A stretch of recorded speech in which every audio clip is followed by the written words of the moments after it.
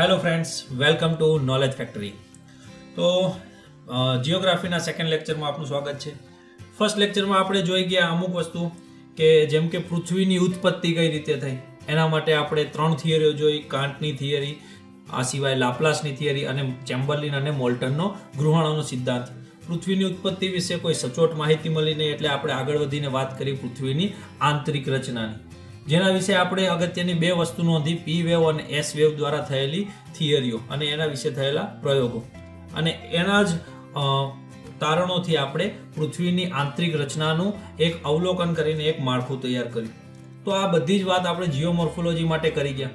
હવે આજના નેક્સ્ટ લેક્ચરમાં આપણે જોઈએ ખડક ચક્ર વિશે. શું છે આ ખડક ચક્ર?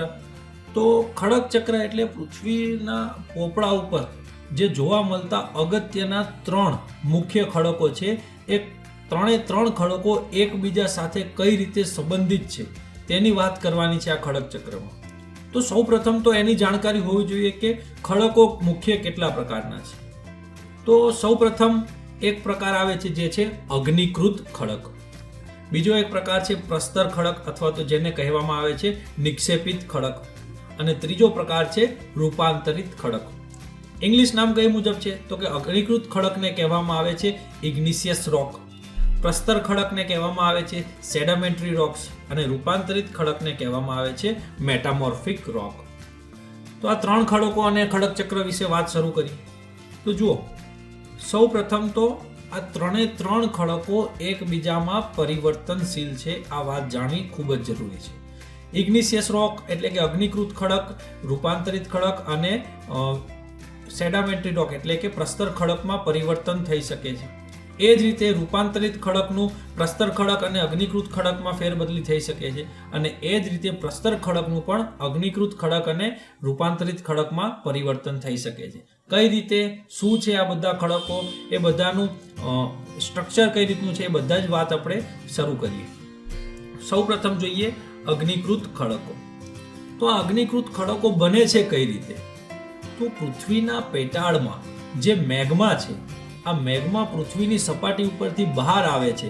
બહાર આવીને ઠંડો પડે છે અને જે ખડકો રચાય છે એ છે અગ્નિકૃત ખડક. જો મિત્રો, એક કન્સેપ્ટ થોડો ખ્યાલ હોવો જોઈએ કે મેગ્મા અને લાવા આ બંને વસ્તુ અલગ છે.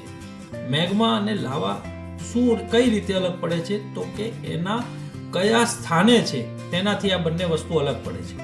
મેગ્મા ક્યાં હોય છે તો કે પૃથ્વીના પેટાળમાં જે લાવારસ છે એને મેગ્મા કહેવાય છે, અને આ જ લાવારસ જ્યારે પૃથ્વીની સપાટીની બહાર આવે છે તો એને લાવા તરીકે ઓળખાય છે.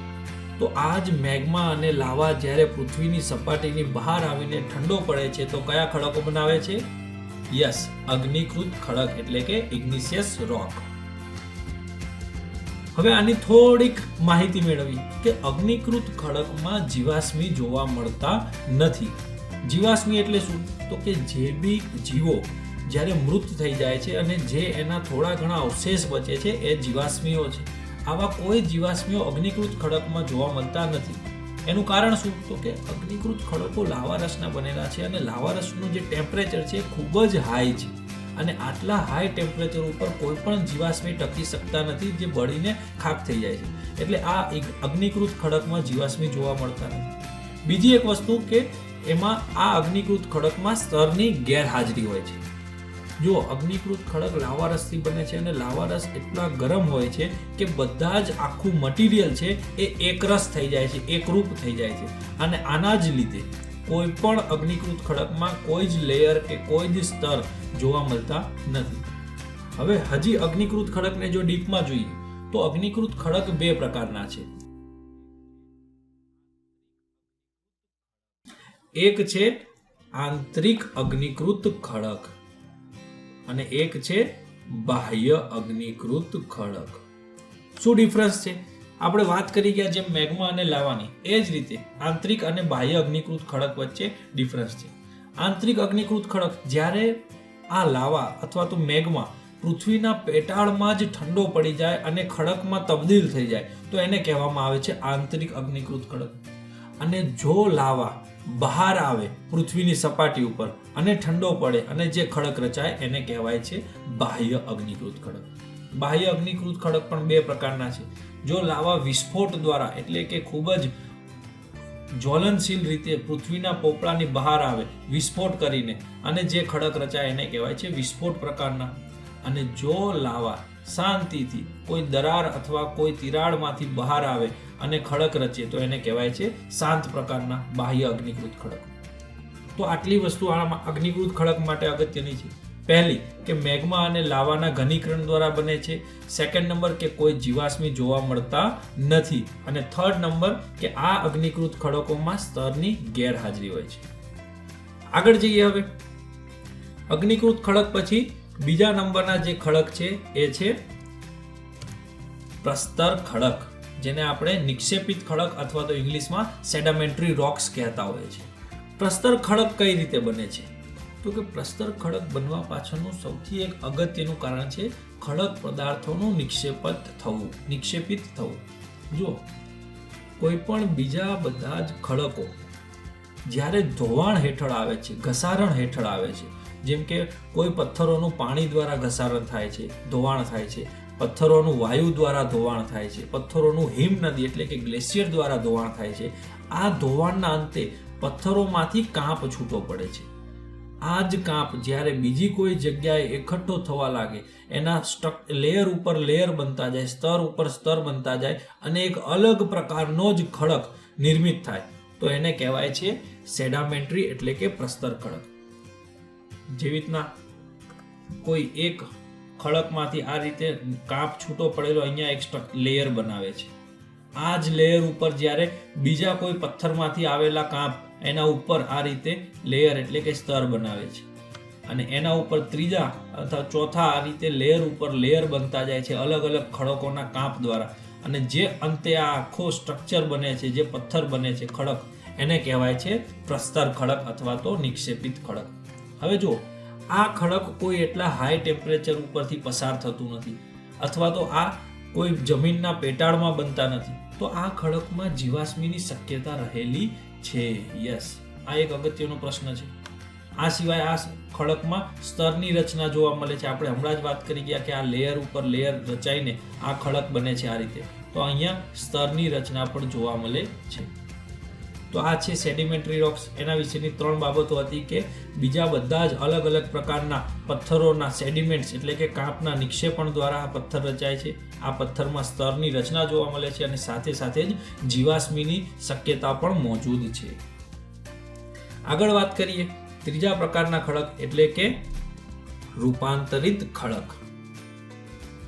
જો રૂપાંતરિત ખડક કઈ રીતે બને છે તો કે અગ્નિકૃત અને પ્રસ્તર ખડકો અથવા તો રૂપાંતરિત ખડકો, આ 3 પ્રકારના ખડકો જો કોઈ પુષ્કળ ગરમી અથવા તો બહુ જ મોટા દબાણ પ્રેશર હેઠળ આવી જાય તો આ જે મૂળ ખડકો છે એનું કેમિકલ કમ્પોઝિશન આખું ચેન્જ થઈ જાય છે અને જે અલગ જે નવા પ્રકારના ખડકો બને છે એ છે રૂપાંતરિત ખડક, જેને ઇંગ્લિશમાં કહેવાય છે મેટામોર્ફિક રોક.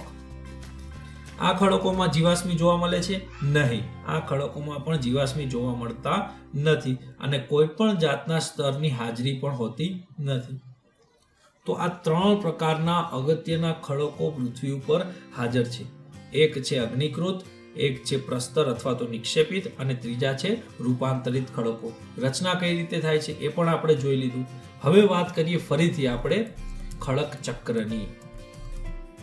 જો જે આ ઇગ્નિશિયસ રોક્સ છે, ઇગ્નિશિયસ રોક્સ કઈ રીતે બને છે તો કે લાવા રસથી. આ રહ્યા, જો કોઈ પણ પૃથ્વીના પેટાળમાં મેગ્મા ઠંડો પડે તો બને છે ઇગ્નિશિયસ રોક્સ.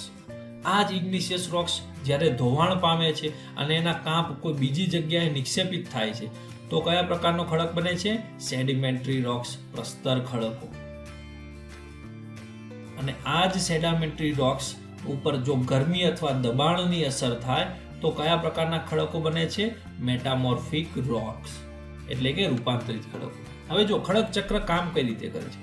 આ મેટામોર્ફિક રોક ફરીથી જો પૃથ્વીના પેટાળમાં જતા રહી અને પૃથ્વીના પેટાળમાં જઈને ખૂબ જ મોટા ટેમ્પરેચરના અસર હેઠળ આવે તો એનું ફરીથી શેમાં કન્વર્ઝન થાય છે? તો કે ફરીથી એનું કન્વર્ઝન થાય છે ઇગ્નિશિયસ રોક્સમાં. અને આ જ રૂપાંતરિત ખડકો જો એના ધોવાણ દ્વારા કાંપ નિક્ષેપિત થાય કોઈ બીજી જગ્યાએ અને ખડક બને તો એ થઈ જાય છે સેડિમેન્ટરી રોક એટલે કે પ્રસ્તર ખડક. તો આ રીતે કોઈ પણ ખડક એકબીજામાં પરિવર્તનશીલ છે અને આ જ પરિવર્તનશીલ ચક્રને કહેવાય છે ખડક ચક્ર. તો મિત્રો આ એક અગત્યનો ટોપિક આપણે જોયો આજે ખડક ચક્રનો. નેક્સ્ટ લેક્ચરમાં આપણે જીઓમોર્ફોલોજીની આગળ વાત કરીશું.